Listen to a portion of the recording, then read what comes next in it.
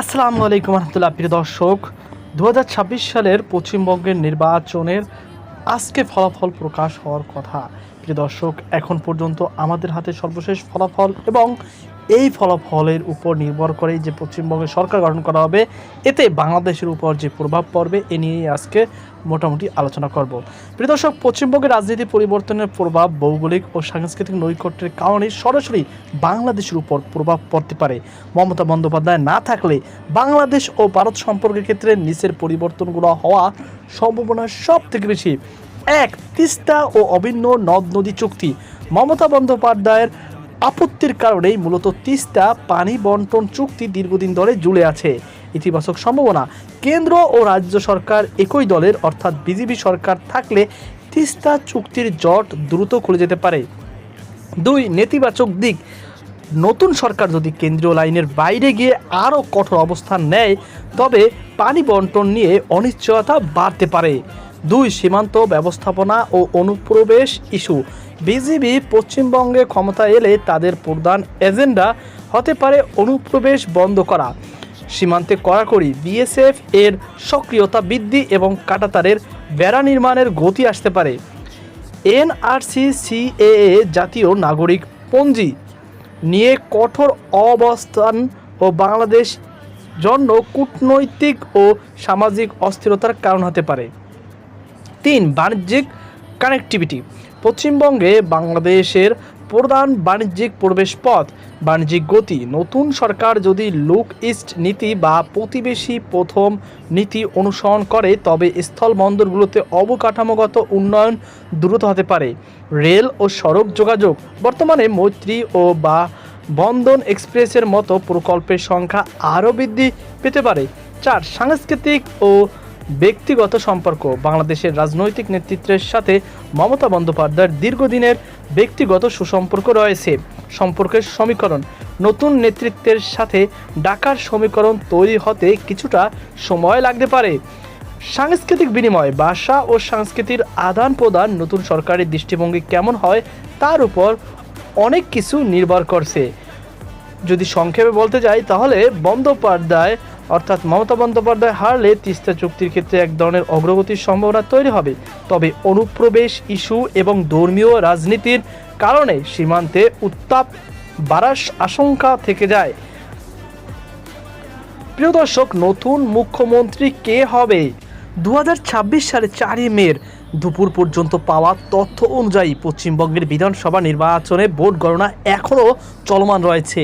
কে মুখ্যমন্ত্রী হবেন তা নিয়ে এখনও কোনো চূড়ান্ত নাম ঘোষণা আসেনি। তবে নির্বাচনের পরিস্থিতির ভিত্তিতে মূল সম্ভাবনাগুলো আমরা যতটুকু দেখতে পেরেছি যে বিজেপি প্রাথমিক ট্রেন্ডে ভারতীয় জাতীয় পার্টি বিজেপির সংখ্যাগরিষ্ঠ ম্যাজিক ফিগারে রয়েছেন।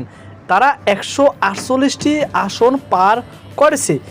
দ্য হিন্দু ইকোনমিক্স টাইমসের খবর অনুযায়ী বিজেপি প্রায় 170 থেকে 200 আসনে এগিয়ে রয়েছে।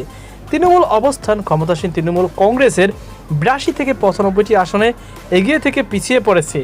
মুখ্যমন্ত্রী পদের সম্ভাব্য, বিজেপি জয় হলে তার মুখ্যমন্ত্রী হিসাবে কার নাম ঘোষণা করবে তা নিয়ে এখনও আনুষ্ঠানিক কোনো ঘোষণা আসেনি। তবে বেশ কিছু নাম আলোচনা রয়েছে। এক আছে শুভেন্দু অধিকারী, বিরোধী দলনেতা এবং ভবানীপুর নন্দীগ্রামের হেভিওয়েট প্রার্থী হিসাবে তিনি অন্যতম প্রধান দাবিদার। দুই আছে দিলীপ ঘোষ, বিজেপির প্রাক্তন রাজ্য সভাপতি এবং জনপ্রিয় নেতা হিসাবে তার নাম আলোচনায় রয়েছে। অন্যান্য প্রার্থীরা রয়েছেন অগ্নিমিত্রা পল বা স্বপন দাশগুপ্তের মতো নামগুলো সম্ভাবনার তালিকায় রয়েছে। তিন, মমতা বন্দ্যোপাধ্যায়ের সম্ভাবনা। মমতা বন্দ্যোপাধ্যায় যদি শেষ পর্যন্ত তার দল তৃণমূল কংগ্রেসের সংখ্যাগরিষ্ঠতা এনে দিতে পারে তবে তিনি চতুর্থবারের মতো মুখ্যমন্ত্রী হিসাবে শপথ নেবেন। বর্তমানে তিনি ভবানীপুর কেন্দ্র থেকে এগিয়ে রয়েছেন। সার সংক্ষেপ, বর্তমান ট্রেন্ড অনুযায়ী বিজেপি সরকার গঠনের দৌড়ে অনেক এগিয়ে। তবে গণনা শেষ না হওয়া পর্যন্ত আসলে নির্দিষ্ট করে নাম বলা সম্ভব নয়।